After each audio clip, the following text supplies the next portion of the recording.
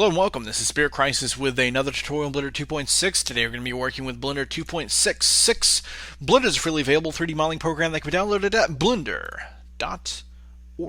Download it, check it out, and hopefully these tutorials will help you out. Today we're going to be working with the Ocean Simulator, the Ocean Modifier, whatever you want to call it. This is a good example of what you can or can't or can do better than in Blender with the Ocean Simulator Modifier thingy. This took about 3 days to render with a 2008 Mac Pro. Really old computer, isn't it? Really, really old. I'm going to cry after I make this tutorial. But anyways, let's go ahead and get started here and delete the default cube because it's useless by pressing X and clicking delete. Add a new object by pressing Shift A, mesh plane. Go to the modifiers tab on the right hand side of the screen by clicking the wrench. Click that. Click add modifier and then click ocean. Ocean, I say. Click that. You'll notice our little baby plane is now a big fat plane. It's a big whale. It's amazing.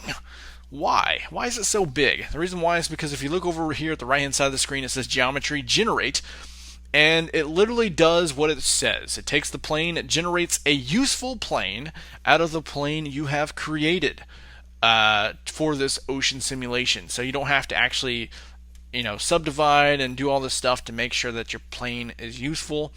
Blender does all the work for you. But let's say you want to create like Suzanne the Monkey oceanized, which is pretty amazing. I tried it out when I was researching for this.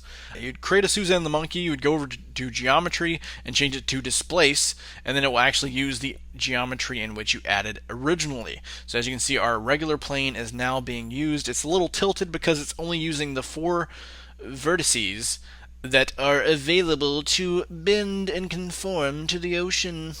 Yes. But anyways, let's go ahead and go back to the generate settings and start learning, things. So, what does repeat X and repeat Y do? Have done.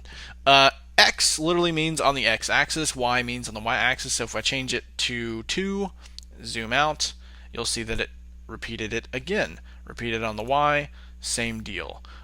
So that's really all it does, and it literally does create a duplication of the original. So you can see this wave is diagonal, this wave's diagonal. It's the same thing.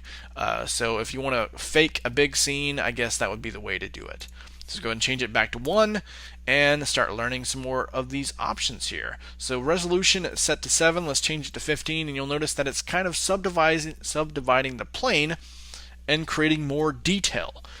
So it makes your ocean simulation more pretty. Size literally sizes out the simulation. So let's change it back to 1. Spatial size is the size of the domain. So much like the water simulation, whatever it's fluid simulation, you have a domain for it. You may need to adjust it as you increase the size. I've never tried it, never messed with those settings, so figure it out yourself. That's right. A tutorial that tells you to figure it out yourself. Isn't that so useful? Depth. Depth really doesn't do anything, so never mind. Random seed literally randomizes things, so pretty cool. Choppiness is actually the